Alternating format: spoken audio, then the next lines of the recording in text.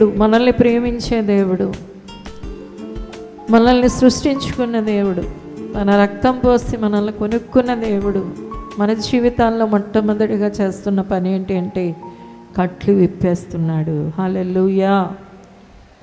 మన కట్లన్నీ విప్పేస్తాడు. కట్టబడిన ఒక వ్యక్తి యొక్క వేదన ఎలా ఉంటుంది అంటే, ఇది ఇక ఎంత భయంకరము అంటే అతడు స్వేచ్ఛగా ఏది చేయలేడు. అతడు ఒక సరైన సంతోషాన్ని పొందలేడు, సరైన సమాధానాన్ని పొందలేడు, సరిగా జీవించలేడు. ఏం చేయాలన్నా అతనికి వల్ల కాదు. తన జీవితం అంతా బ్రతికున్నాను అనే ఒక లెక్కే కానీ ఇంకా చచ్చిపోయిన స్థితి మాట. ఏదో బ్రతికున్నాను అంటే బ్రతికున్నాను అంతే. కట్టబడిన వాడికి బ్రతికున్నాను అంటే బ్రతికున్నాను అనే లెక్కే కానీ ఇక జీవితం అంతా నిరుపయోగమే, జీవితం అంతా వృధాయే. ఇలాంటి పరిస్థితి కలిగిన వ్యక్తులకి దేవుడు మొట్టమొదటిగా తాను చేస్తాను అన్న కార్యం ఏంటి అంటే, నేను మీ కట్లు విప్పివేస్తాను. దేవునికి స్తోత్రం. హల్లెలూయా.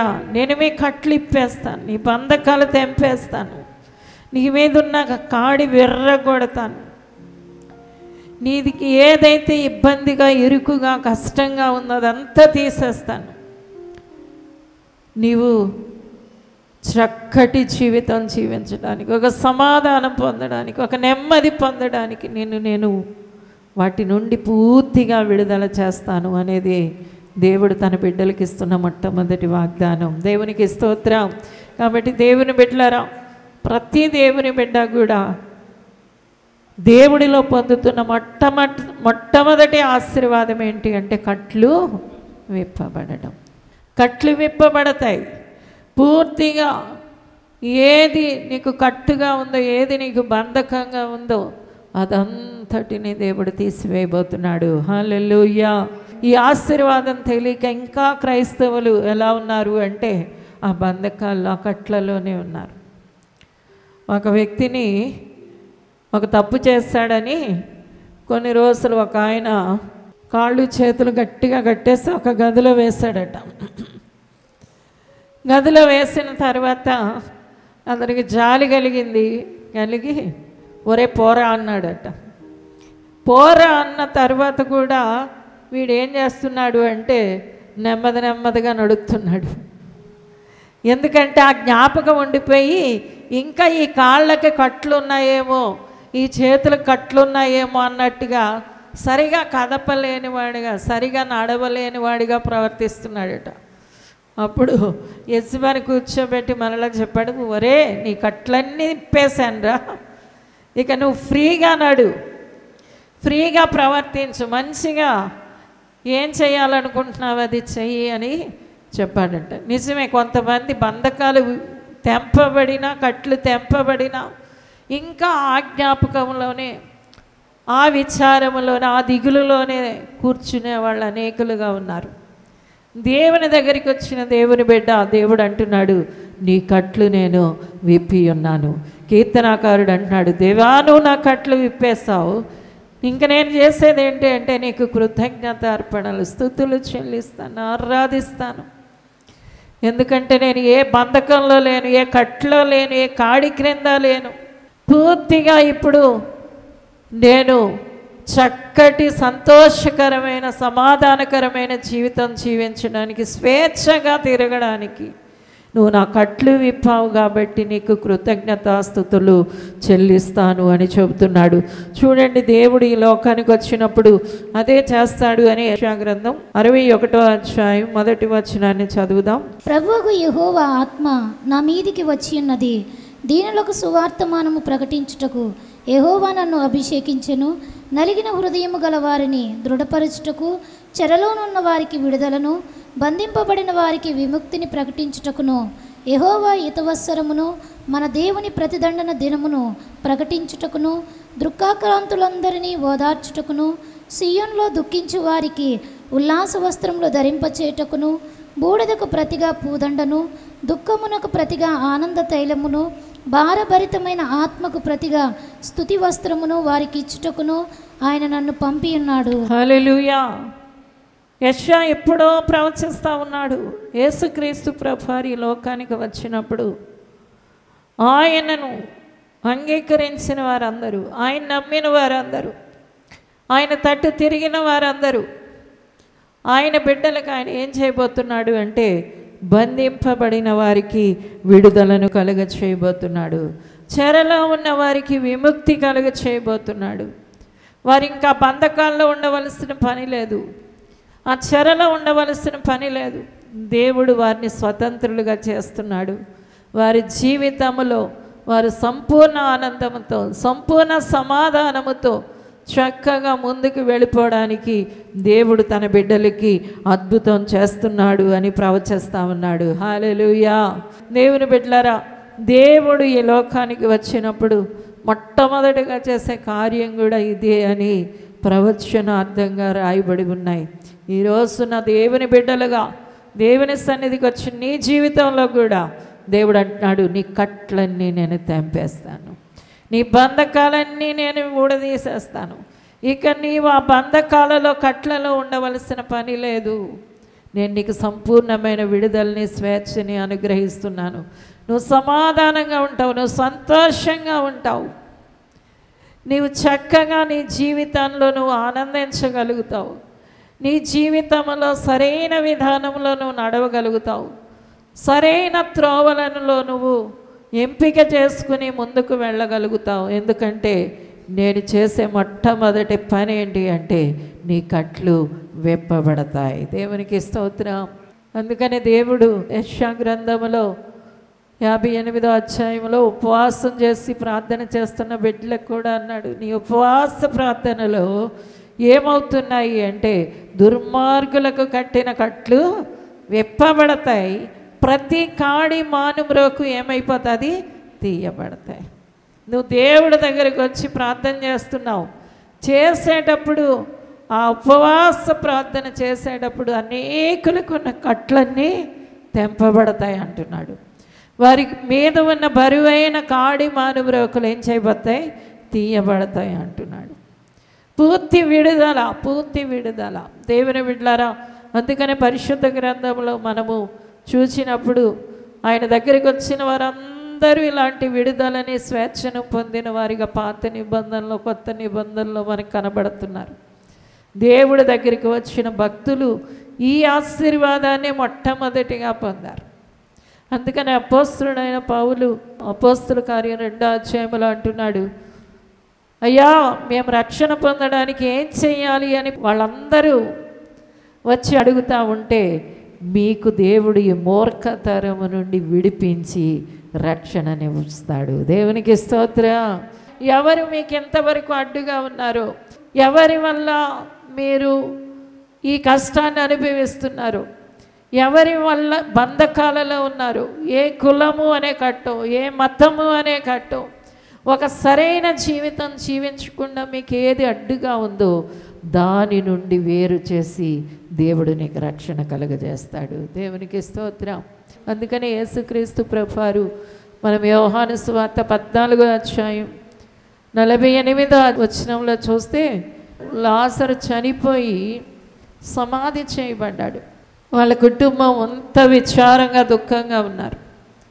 ప్రభువు అక్కడికి వచ్చిన తర్వాత లాజర్ని బయటికి రమ్మని చెప్పిన తర్వాత వాళ్ళందరికీ చెప్తున్న మాట ఏంటంటే, ముందు ఆ కట్లన్నీ తెంపివేయండి. హల్లెలూయా. ఆ ప్రేత వస్త్రాల నుండి అతనికి విడుదల ఇవ్వండి. అవన్నీ తెంపబడాలి. అప్పుడు ఒక చక్కటి జీవితం కలుగజేస్తాను. ఈ రోజున ఇంకా నీకేది బరువుగా, ఇంకా ఏది నీలో అడ్డుగా, అభ్యంతరంగా ఉందో దాని నుండి నువ్వు విడుదల పొందడానికి యేసుక్రీస్తు ప్రభువారు నామం ఉంది, ఆయన రక్తం ఉంది, ఆయన ఆత్మ ఉంది. దేవునికి స్తోత్రం. ఆయన దగ్గరికి వచ్చినప్పుడు, ప్రభువా నా కట్లన్నీ తెంపివేయండి. ఏ కట్టుతో నువ్వు ఉండవలసిన పని లేదు, ఏ వేదనతో నువ్వు ఉండవలసిన పని లేదు. దేవుడు అంటున్నాడు, నీ కట్లు నేను తెంపి ఉన్నాను. మొట్టమొదటిగా దేవుడు అబ్రహాముని పిలిచినప్పుడు ఇదే చెప్పాడు, అబ్రహాం నీ స్వజనము నుండి, నీ బంధుజనము నుండి, నీ తండ్రి ఇంటి నుండి, నీ ఊరి నుండి ఇక్కడ నువ్వు వచ్చేసాయి, బయటికి వచ్చాయి. ఎందుకంటే ఆ బరువైన బంధం కాడి నీకు లేకుండా నేను తీసివేస్తున్నాను అంటున్నాడు. హల్లెలూయా. అందుకని అబ్రహాం స్వేచ్ఛగా దేవుణ్ణి ఆరాధించాడు, సంతోషంగా దేవుణ్ణి స్తుతిస్తున్నాడు. ఎక్కడ కడితే అక్కడ బలిపీఠాలు కట్టుకుంటున్నాడు, దేవుణ్ణి ముఖాముఖి చూస్తున్నాడు, దేవుని స్వరాన్ని వింటున్నాడు. ఎంత దేవునికి దగ్గర అయిపోయాడు అంటే అతడు స్నేహితుడిగా పిలువబడ్డాడట. ఎందుకంటే అతనికి కట్లు లేవు. అతను ఆ కట్లన్నీ తెంపేసి దేవుడు అన్నాడు బయటికి వచ్చి. అందుకని దేవుని సంఘం పేరు ఏంటి అంటే సంఘం, సంఘం అని మనం పిలుస్తూ ఉన్నాం కదా. ఈ సంఘం పేరు ఏంటంటే, సంఘము అంటే ఎక్లీషియా అని అర్థం, అంటే బయటికి వచ్చేసిన వాళ్ళు అని అర్థం, స్వేచ్ఛగా తిరిగేవాళ్ళు అని అర్థం. వాళ్ళ మీదకి ఏ బంధకం లేదు, ఏది బరువుగా లేదు, ఏది కష్టంగా లేదు, ఏది ఇబ్బందికరముగా లేదు. ఇంకా నీ ఆత్మలో ఈ బంధకం, నాకు ఇంకా ఏదో బరువు, ఏదో బాధ, ఏదో విచారము అంటే నీ కట్లు తెంపబడాలి.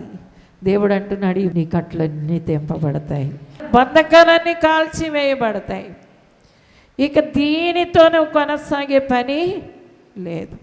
పేతురు యోహానులను దేవుడు పిలిచినప్పుడు ఏమన్నాడంటే రండి, నా దగ్గరికి రండి అనగానే వాళ్ళ దగ్గర ఉన్న వలలు ఏం చేశారట, అక్కడే వదిలేసి యేసును వెంబడించారు. అంటే వాళ్ళకి అనుదిన భారం, అనుదిన బరువు వాళ్ళ మీద ఉంది. ఎప్పుడు ఎలాగ జీవనం సాగించాలి, ఎలాగా బ్రతకాలి, ఇలాంటి బరువుతో ఉన్నారు. అందుకనే తమ వలలు అక్కడ విడిచిపెట్టి యేసుని వెంబడించారు. దేవునికి స్తోత్రం. హల్లెలూయా. యేసు ప్రభు బాగు చేసిన రోగులు కానివ్వండి, యేసు ప్రభు దర్శించిన వాళ్ళు కానివ్వండి, ఆ పాత కట్టు అనేది వాళ్ళకి తెంపబడింది. ఒక గుడ్డివాడు దావీదు కుమారుడా నన్ను కరుణించు అంటున్నాడు. కరుణించు అని కేకలేస్తా ఏం చేశాడంటే ఆ గుడ్డని అక్కడే పడేశాడు. తను అడుక్కోవడానికి ఉపయోగించి ఆ చెప్పనే పాడేశాడు. అంటే ఇంకా వీటితో నాకు పని లేదు, నాకు అద్భుతమైన జీవితం ఉంది, ఒక అద్భుతమైన సహాయం ఉంది. దేవునికి స్తోత్రం. జక్కయ్య కూడా దేవుని చేత పిలువబడినప్పుడు ఇదే సత్యాన్ని గ్రహించగలిగాడు. జక్కయ్య కూడా అప్పటి వరకు బాబాయ్ ఈ డబ్బు లేకపోతే ఎలాగ నేను బ్రతకడం, ఈ డబ్బు లేకపోతే ఎలాగ బ్రతకడం, వాళ్ళని అక్రమంగా వాళ్ళ తీసుకుంటున్నాడు, వీళ్ళ తీసుకుంటున్నాడు, దోచుకుంటున్నాడు. ఎప్పుడైతే యేసయ్య దగ్గరికి వచ్చాడో ఇంకా నేను బ్రతికేయగలను. హల్లెలూయా. ఇక ఆ బరువుతో, ఆ వేదనతో నేను ఉండవలసిన పని లేదు నిశ్చయించుకున్నాడు. వెంటనే సగం డబ్బులు తీసుకెళ్ళి పేదోళ్ళకి ఇచ్చేస్తాడు. మిగిలిన డబ్బు ఎవరి దగ్గర అయితే అతడు 1 వంతు తీసుకున్నాడో 4 వంతులు ఇచ్చేశాడు. ఎందుకంటే ఇక నుంచి నేను బ్రతకగలను. దేవునికి స్తోత్రం. హల్లెలూయా. నా బంధకాలు తెంపబడ్డాయి, నా కట్లు తెగిపోయాయి, నా మీదున్న ఈ బరువైన కాడి వెర్రగొట్టబడింది. రోజు మనస్సాక్షిలో నొప్పించబడతా ఉన్నాడు. అయ్యో ఎంత మోసాలు చేస్తున్నాను, ఎలాగా ఈ డబ్బు లేకపోతే నేను బ్రతకలేనేమో, ఎలాగా అనుకుంటున్నాడు. యేసయ్య ఇంటిలో ప్రవేశించగానే మొత్తం అన్నిటి నుండి ఒకేసారి విడుదల పొందేశాడు. దేవునికి స్తోత్రం. దేవుని బిడ్డ, నీ కట్లన్నీ తెంపడానికే యేసు ఈ లోకానికి వచ్చాడు, నీ బంధకాలన్నీ కాల్చడానికి యేసయ్య వచ్చాడు. ఇక నాలో ఏ బంధకం ఉండకూడదు, ఏ కట్టు ఉండకూడదు. నువ్వు అది అంగీకరిస్తే నిశ్చయముగా నీ కట్లన్నీ తెంపబడతాయి. నీ కట్లన్నీ తెంపడానికే వచ్చాడు. ఏదో ఒక బరువుతో, ఏదో ఒక భారముతో, ఏదో ఒక వేదనతో నీ జీవనాన్ని సాగించడానికి కాదు. దేవుడు పూర్తిగా నీలో ఉన్న ఆ కట్టంతా తెంపివేస్తున్నాడు. హల్లెలూయా. అందుకని దేవుడి దగ్గరికి వచ్చినప్పుడు అదే నిరీక్షణతో, అదే గురితో, అదే ఆసక్తితో దేవుణ్ణి అడగాలి. ప్రభా నా కట్లన్నీ గత కాలపు కట్లు, కుల కట్లు, మత కట్లు, కుటుంబ కట్లు, మనుషుల కట్లు, అది ఏ పాపపు కట్టైనా కూడా, ఏ దుర్రలవాటైనా కట్టైనా కూడా పూర్తిగా దాని నుండి దేవుడు విడుదలనిచ్చి నెమ్మది పరుస్తాడు. ఇది దేవుడు నీ జీవితంలో చేసే మొట్టమొదటి కార్యం. అందుకనే అంటున్నాడు కీర్తనాకారుడు, నా కట్లన్నీ విప్పేశావు, నేను నీకేం చేస్తున్నాను? కృతజ్ఞతాస్తుతులు చెల్లిస్తున్నాను. హల్లెలూయా, హల్లెలూయా. ప్రభువా, నా కట్లు విప్పేశావయ్యా, నా బంధకాలన్నీ తెంచేస్తావు, ఇప్పుడు నేను నీకు కృతజ్ఞతాస్తుతులు చెల్లిస్తాను అని మొట్టమొదటి జీవితంలోకి దేవుని బిడ్డను ప్రవేశించాలి. తర్వాత చూడండి, లూకా సువార్త 15వ అధ్యాయం 18వ వచనాన్ని చూద్దాం. నేను లేచి నా తండ్రి యొద్దకు వెళ్ళి, తండ్రి, నేను పరలోకమునకు విరోధముగా నీ ఎదుటను పాపము చేసి తిని. హల్లెలూయా. రెండవదిగా దేవుడు తన బిడ్డలకి ఇస్తున్న రెండవ ఆశీర్వాదం ఏంటి అంటే తండ్రి ఇల్లు. తప్పిపోయిన కుమారుడు మనకు కనబడతా ఉన్నాడు. తండ్రి ఇంటి నుండి వేరే వెళ్ళిపోయాడు, నానా అవస్థలు పడుతూ ఉన్నాడు, నానా కష్టాలు పడుతున్నాడు. తన జీవితంలో ఏముందన్నీ కోల్పోయాడు. ఆఖరికి తినడానికి తిండి లేక అతడు పందుల పొట్టు కొరకు ప్రాకులాడుతున్నాడు. అప్పుడు ఆ సమయంలో బుద్ధి వచ్చినప్పుడు తండ్రి ఇంటికి వెళ్ళగలిగాడు. ఆ తండ్రి ఇంటిలో తర్వాత జరిగిన విషయాలు మనం చూస్తే అతడు అంటున్నాడు, తండ్రి ఇంటిలోకి ఎప్పుడైతే వెళ్ళాడో అక్కడ చూడండి దేవుని బిడ్డలారా, తండ్రి యొక్క ప్రేమ ఆప్యాయతను అతడు పొందుకుంటున్నాడు. దేవునికి స్తోత్రం. 20వ వచనాన్ని చూద్దాం. వాడు ఇంకా దూరముగా ఉన్నప్పుడు తండ్రి వానిని చూచి కనికరపడి పరుగెత్తి వాని మెడ మీద పడి ముద్దు పెట్టుకొనెను. పరిగెత్తి వచ్చి కనికరపడి వాడి మెడ మీద పడి ముద్దు పెట్టుకుంటున్నాడట. ఎక్కడ లేని గొప్ప తండ్రి ప్రేమ అతనికి దొరుకుతూ ఉంది. తండ్రి యొక్క ప్రేమ దొరుకుతూ ఉంది, తండ్రి యొక్క అనురాగం దొరుకుతుంది, తండ్రి యొక్క ఆప్యాయత దొరుకుతుంది. ఈ రోజున నీ జీవితంలో కూడా దేవుడు కావాలని వచ్చి నీ జీవితంలో నీ కట్లు తెంపబడి ఆ బంధకాల నుండి నీవు విడుదల పొందడమే కాదు, రెండోది నీకు తండ్రి ప్రేమ నీ మీద సంపూర్ణంగా ఉంది. హల్లెలూయా. నువ్వు తండ్రి ప్రేమను పొందే బిడ్డవి. తండ్రి ప్రేమానురాగాలు నీకు కలుగుతాయి. దేవుడే నిన్ను ప్రేమిస్తున్నాడు, దేవుడే తన దగ్గరికి నిన్ను చేర్చుకుంటున్నాడు, దేవుడే నిన్ను హత్తుకుంటున్నాడు. ఇలాంటి గొప్ప ధైర్యం, భరోసా కలిగిన వ్యక్తివి నీవు. ఈ లోకంలో ఒక గొప్పవాళ్ళు నిన్ను దగ్గరికి చేర్చుకున్నారనుకోండి, ఏమనుకుంటావు? ఇంకా నాకు పర్వాలేదులే, పలానా వాళ్ళు నాకు ఇలా చేస్తానన్నారు, ఇలా ఇస్తానన్నారు. ఎవరు ఇప్పుడు చేర్చుకుంటున్నారు అంటే నీవు తండ్రి ఇంటిలో ప్రవేశిస్తున్నావు. ఆ గొప్ప తండ్రి, ఆ మంచి తండ్రి నీకు సమస్తాన్ని ఇచ్చే తండ్రి యొక్క ప్రేమని నీవు మొట్టమొదటిగా పొందుతున్నావు. తర్వాత చూడండి 22వ వచనాన్ని చూద్దాం. తండ్రి తన దాసులను చూచి ప్రశస్త వస్త్రము త్వరగా తెచ్చి వీనికి కట్టి వీని చేతికి ఉంగరము పెట్టి పాదములకు చెప్పులు తొడిగించుడి. తన దాసులను చూచి ఏం చేస్తున్నాడట? ప్రశస్త వస్త్రాలు తెచ్చి వీనికి కట్టండి. నీకు ఇవ్వబడుతున్న ఆశీర్వాదం చూడండి. తండ్రి ఇంటిలో ఉన్నావు, తండ్రి ఇంటిలో ఉండే ఆ గొప్ప దీవెన నీకు కలిగింది, తండ్రి ఇంటిలో ఉండే ఆశీర్వాదం కలిగింది. అక్కడ నీకు దొరికేది ఏంటి అంటే ప్రశస్తమైన వస్త్రాలు, ప్రశస్తమైన వస్త్రాలు దొరుకుతాయి. ఇక నువ్వు దిగంబరివి కాదు, నీవు రక్షణ లేని వ్యక్తివి కాదు. నీకు రక్షణ అనే ఆ ప్రశస్తమైన వస్త్రం దొరుకుతుంది. అందుకని దేవుని బిడ్డలైన వారు దేవుని మందిరానికి వచ్చిన తర్వాత ఏం చేస్తారు అంటే నమ్మి బాప్తీసం పొందుతారు. నమ్మి బాప్తీసం పొందినవాడు రక్షించబడతాడు, నమ్మని వానికి శిక్ష విధించబడుతుంది. తండ్రి ఇంటిలోకి చేరిన తర్వాత ఆ వస్త్రం, రక్షణ వస్త్రం కొరికే ప్రతి వాళ్ళు ఈ పంచభూతాల సాక్షిగా యేసే నా దేవుడు అని చెప్పడానికి రక్షణని వస్త్రంగా ధరిస్తారు. దేవుని బిడ్డలారా, దీవెన దేవుడు ఇస్తున్నాడు. ప్రశస్తమైన వస్త్రం నీ ఆత్మకి కప్పబడతా ఉంది, రక్షణ కప్పబడతా ఉంది.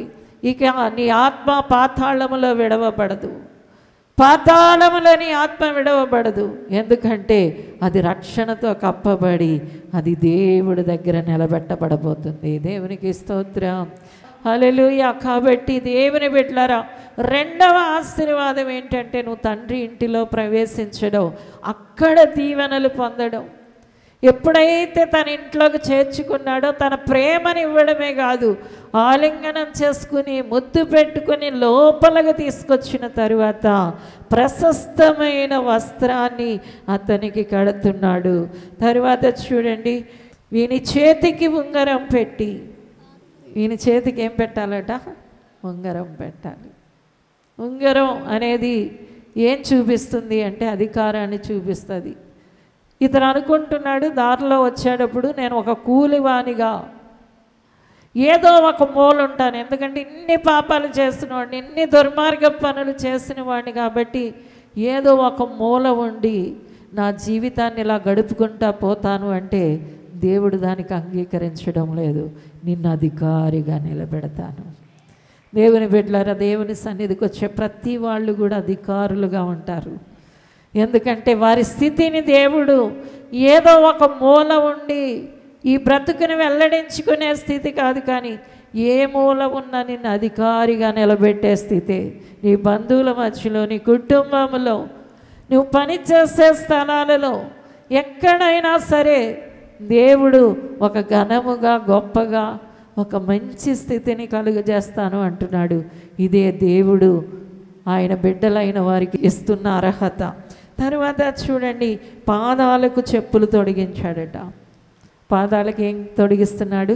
చెప్పులు అనేది ఒక సమాధానాన్ని చూపెడుతుంది. అందుకనే ఎఫెసీ పత్రికలో అంటున్నాడు, సమాధాన సిద్ధ మనస్సు అనే చోటు తొడుక్కోండి. సమాధానం. దేవుడు నీ జీవితంలో పాదాలు అనేవి నిలబడే స్థితిని తెలియజేస్తున్నాయి. నీవెప్పుడు కూడా ఒక సమాధానాన్ని పొందుతావు, ఎప్పుడు కూడా నెమ్మదినే పొందుతావు. అలాంటి ఒక సమాధాన జీవితాన్ని నేను నీకు అనుగ్రహిస్తున్నాను అని చెప్పు. పరిశుద్ధమైన తండ్రి, కృపగల దేవా, అయ్యా నీ బిడ్డలు నీ అందు ఆనందించుదురుగాక, నీ బిడ్డలు నిన్ను స్తుతించుదురుగాక. అయ్యా తండ్రి నాయన, మీరు మాకు చేస్తున్న కార్యాలను బట్టి, మీరు మా ఎడల చూపిస్తున్న ప్రేమను బట్టి, అయ్యా కనికరాన్ని బట్టి, నీవిస్తున్న ఈవులను బట్టి నిన్ను పాడి కొనియాడుదురుగాక. యేసునామమున దీవించండి ప్రభా. అయ్యా కట్లు తెంపబడ్డాము అని అయ్యా ఆలోచనలో నీ బిడ్డలు నడుచుకుందురుగాక. తండ్రి నీకు వందనాలు. తండ్రి ఇంటిలో ఉన్నామని గ్రహింపు యేసునామమున కలుగునుగాక. నీ బిడ్డలతో ఉన్నావయ్యా. ప్రతి శత్రువు మీద విజయాన్ని ఇచ్చినట్లుగా బలాన్ని దయచేస్తున్నందుకు వందనాలు. శక్తితో నింపుతున్నందుకు వందనాలు. అధికారులుగా నిలబెడుతున్నందుకు వందనాలు. ధైర్యముతో ఎదుర్కొనేలాగా వాడిని ఎదిరించి పారద్రోలేడు అయ్యా కృపనిస్తున్నందుకు వందనాలు ప్రభా. యేసునామమున అడుగుచున్నాము తండ్రి, ఆమేన్. బర్నింగ్ బుష్ మినిస్ట్రీస్ వారు నిర్వహించు పరిశుద్ధాత్మ ఉజ్జీవ కూడిక ఫిబ్రవరి 26వ తేదీన సాయంత్రం 6 గంటల నుండి ప్రారంభించబడును. ముఖ్య ప్రసంగికులు డాక్టర్ థామస్ గారు, దహించు అగ్ని మినిస్ట్రీస్, రాజమహేంద్రవరం. స్థలం burning bush church, Kamath Nagar, new Tadali, Hanuman Nagar, Bhiwandi, Thane జిల్లా. మరిన్ని వివరాలకు 8087674062 మరియు 7385156381. నాసిక్లో నాసిక్ ఆశీర్వాద పండుగ ఫిబ్రవరి 27వ తేదీన సాయంత్రం 6 గంటల నుండి ప్రారంభించబడును. ముఖ్య ప్రసంగికులు డాక్టర్ థామస్ గారు, దహించు అగ్ని మినిస్ట్రీస్, రాజమహేంద్రవరం. శరత్పూర్, నాసిక్. మరిన్ని వివరాలకు 9096375173 మరియు 9226313386. ఇది కుటుంబ ఆశీర్వాద కూడిక. ఇక్కడ పాల్గొనండి. ఈ కూడిక జరుగు స్థలం దహించు అగ్ని ఆడిటోరియం, నటరాజ్ థియేటర్, రాజమహేంద్రవరం. సికింద్రాబాద్ లో దహించు అగ్ని అద్భుత అసాధారణ కూడిక ప్రతి శనివారం సాయంత్రం 5 గంటల నుండి ప్రారంభించబడును. స్థలం SPG church ground, alpha hotel వెనుక, సికింద్రాబాద్. మరిన్ని వివరాలకు 9494940074 మరియు 75. రాజమహేంద్రవరంలో దహించు అగ్ని అభిషేక ఆదివారపు ఆరాధన ఇప్పుడు ప్రతి ఆదివారం ఉదయం 9:30 నుండి ప్రారంభించబడును. తప్పక పాలు పొందండి, దైవిక ఆశీర్వాదం పొందండి. స్థలం దహించు అగ్ని ఆడిటోరియం, నటరాజ్ థియేటర్, రాజమహేంద్రవరం. మీ ప్రార్థన అవసరతలకు 9494940072 మరియు 73. ఈ టీవీ కార్యక్రమాన్ని చూసి ఆశీర్వదించబడినట్లయితే దహించు అగ్ని టీవీ పరిచర్యకు మరియు బ్లెస్సింగ్ ల్యాండ్ కు సహకరించండి. Dahinchu Agni trust current account number 357222444370, State Bank of India main branch, Rajamahendravaram. My address doctor Thomas, Dahinchu Agni ministries, తుమ్మలోవా, Rajamahendravaram.